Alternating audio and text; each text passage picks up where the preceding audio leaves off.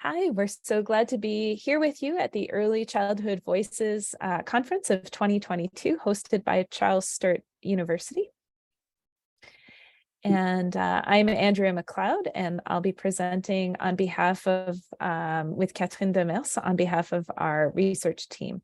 Our presentation is entitled Methods in Studying Communication Development of Immigrant and Refugee Children, and we'll be speaking about the scoping review that is on its way.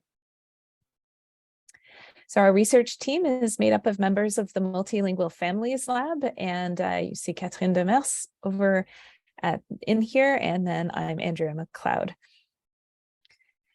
Before we go any further, we'd like to make our land acknowledgement because we are members of the University of Alberta community. And as such, we acknowledge that we're located on Treaty 6 territory, and we respect the histories, languages, cultures, and of the First Nations, Métis, Inuit, and all First Peoples of Canada, whose presence continues to enrich our vibrant community.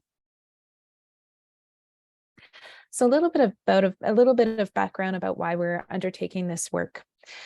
We know that 22% of Canadians and 26% of Americans are immigrants or refugees.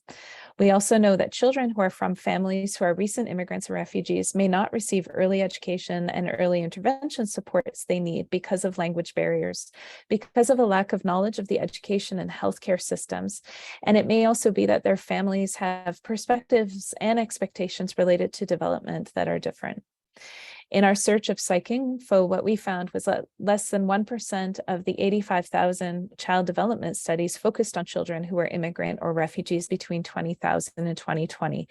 And this really got us thinking about the need for a better understanding of when they are included, what methodology is being used. So it's important that children and families' voices from immigrant and refugee families are included. Their voices are important, and this will help to improve services provided to this population. In Canada, 73% of immigrants and refugees speak a language other than English or French as their first language. And a similar pattern is found in the US, where 46% of immigrants in the US have limited English proficiency. So from our preliminary, when we started this project, we noticed that it was often absent from research, that these groups were often absent from research because they weren't proficient in the majority language. And this may be because researchers use a monolingual recruitment strategy, because they don't have interpreters or bilingual team members. They use tasks that are limited to the majority language. And there may be also a lack of trust with regards to the research process on behalf of the potential participants. So all of this led to our research question that we are investigating with our scoping review. And this is: what methods are used when studying the communication development of children from families with an immigrant and refugee background who may not speak the majority language? So in our presentation, we'll be focusing on the methods section, so the development and challenges of this scoping review. So first step in our methods, completed our search. So we decided to use 6 databases. These ones are PsycInfo, Medline, Education, Multi-Database Search, Linguistic and Language, Behavior Abstracts, Embase, as well as Scopus. Wanted to get a range of different databases with the different disciplines, as it was a challenge for us to do this research, because the communication of children is situated in different fields, so then different databases. So in speech language pathology, also we have linguistics, psychology, education, that we can find those studies on communication. So we consulted with our librarian to make sure that we gather the different databases to search in the most, to get the most articles possible. There was also one database called JSTAR that's usually relevant to our field. However, we did use it as the way to search that database is really different and difficult to search. And also we looked into it and it wasn't helping us gather more of the different documents. So it wasn't adding to what we searched before. So we decided to not use that one. And our search strategy was that every database, we added the different results in our software that I'm going to talk about later, Covidence. And when there seems like there was no new or papers being added, or we covered most of them, then we stopped with our 6 databases. So for the search terms that we used, the following concepts: children that are from 0 to 6 years old, that are from an immigrant or refugee background, and that are bilingual or that may not speak in the majority language.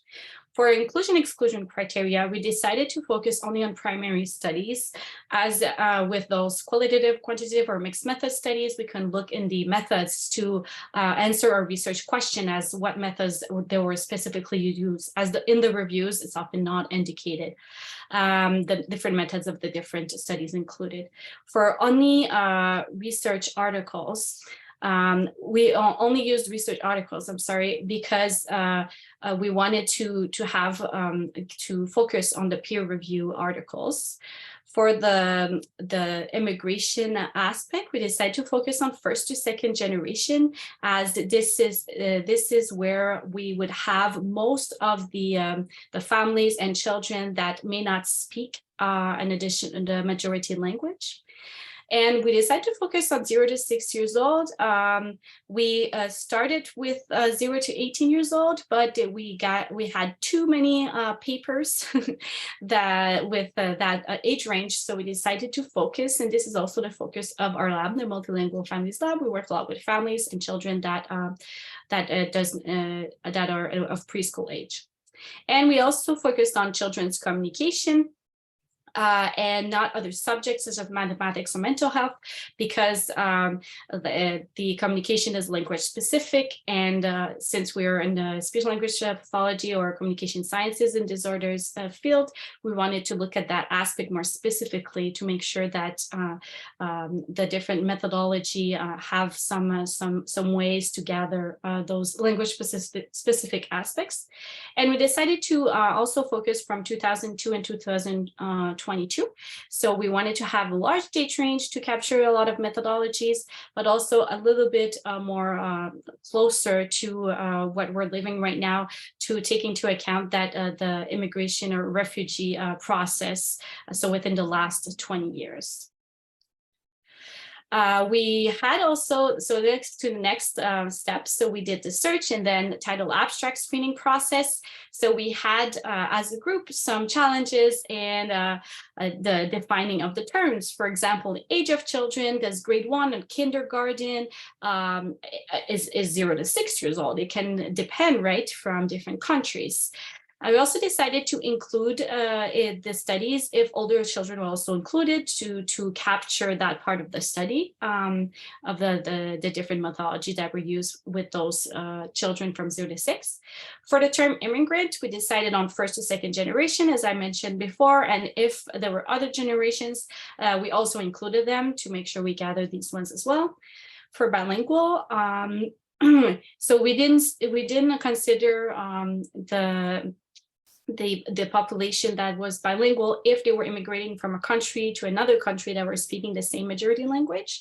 So for example, from UK immigrating to Canada. So even if they have different dialects, we were focusing more on bilingual, multilingual families that have very different languages to make sure that in the methods we can see the range of adaptations, for example, that are being made.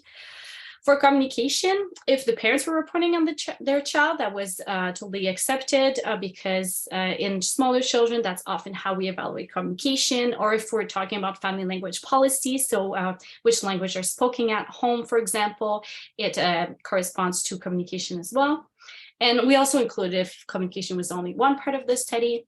And we had some challenge with papers that have a focus on teachers, for example, or school policy, as it was not always clear if it was focusing on teachers or on children. So we want to make sure that there is data on children as well. And we also had some questions regarding the different qualitative, quantitative, or mixed methods methodologies, there's a various range, and sometimes we're not sure what type of methodology it is. So we were using Google to make sure that we capture all these primary studies.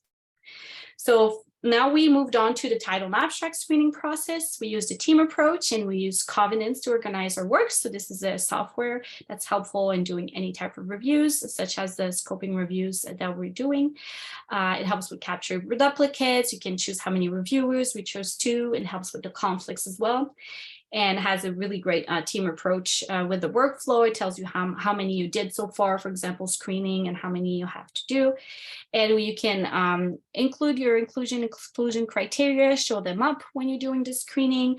You can tag the different words that you want to include. So for example, here they're in green, and you can also highlight, and then you can also tag the studies according to different categories. So we had 10 reviewers with each 2 reviewers had to screen each article. So we had 7 and 10 articles, abstracts, titles to screen. And we're always taking a 3rd reviewer, which is either another reviewer within those 10 people that didn't screen that particular document, or another 11th one if there was no consensus. So for our preliminary studies, we had a total of 5,642 studies that were important for screening without the duplicates. And we are ongoing, the title abstract screening is ongoing, as I was saying. So next, we're going to screen by full text and then abstract the data. Our preliminary results indicate little research, including the voices of immigrant and refugee children and families so far. And when they do, they use some of those methods. So for example, recruitment strategies in home languages and culturally relevant places, data collection with some bilingual researchers or research assistants or interpreters, and considerations for soul culture and gender, and data analysis that are completed by bilingual researchers or research assistants. So all of this has brought to some points that we want to raise in terms of thinking through how do we go about making our research more inclusive. So I think a reflective approach, or we've been thinking a reflective approach is helpful to build this more inclusive research program. So part of the reflective approach is really having a series of questions that we can bring to a project when it's just getting off the ground. So one of the questions we believe is important to ask is who is being included and who is being missed by our methodology, and then thinking about what is the impact of these patterns.